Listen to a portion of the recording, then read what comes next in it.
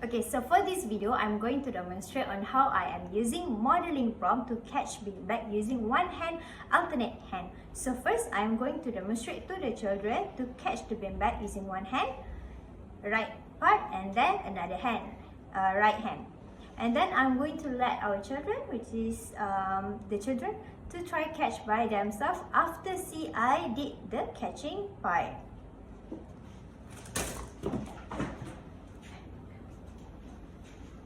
Okay, now look teacher catch.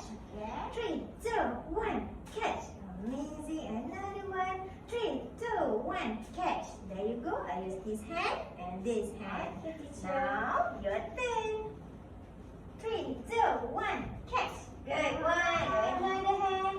3, 2, 1, catch. Good job.